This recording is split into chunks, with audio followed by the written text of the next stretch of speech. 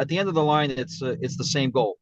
It's basically try to put your players in the position where you know they're going to succeed, and obviously have the student athlete be prepared as much as he can, and then perform at this highest level possible.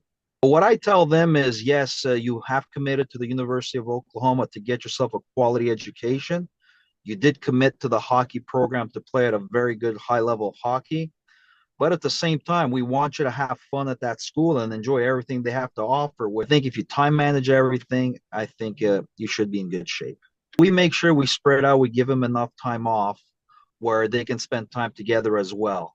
And that's not only good for them as a team, but it's also good for the psyche to basically get them out of that everyday schoolwork and everyday hockey work. I brought in some players in and I said, basically what's going on. And they said, yeah, I'm a little overloaded with schoolwork and I feel stressed about it. I was like, man, just come and tell me. So what I did is I told them, I go, listen, you're not going to practice this week. You're not going to play over the weekend. All I want you to do is just stay home and just get caught up with your studies. And and then they came back and they told me, man, that week you gave me was such a relief. But in reality, it's not. It's all they needed was just a little more extra time to catch up with their studies or whatever the case may be. So when I gave him that week off and the other kid I gave 5 days off, they came back to me and they said, man, it was such a relief that you gave us this time off and we squared everything that we had to. We basically were now ahead of our studies and not behind. And they were back to basically their normal self.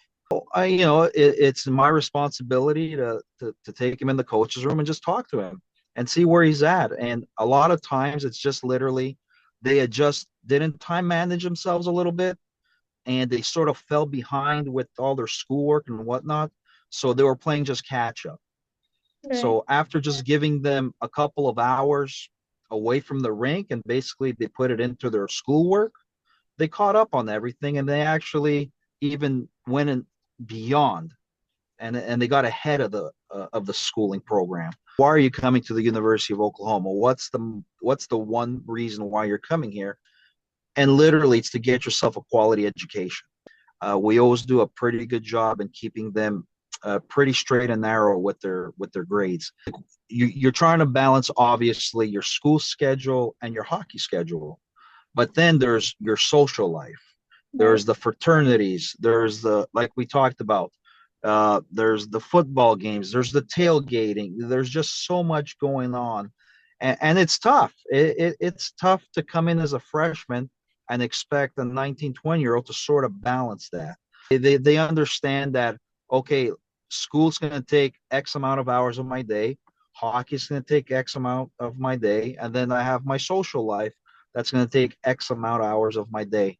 And they find a way to manage it. You're talking about a student athlete, whether it's hockey, football, baseball, basketball, and you're sort of trying to balance that with your sport and the school. It's a little tough at the beginning, but as the weeks go on, they sort of do a better job time managing themselves.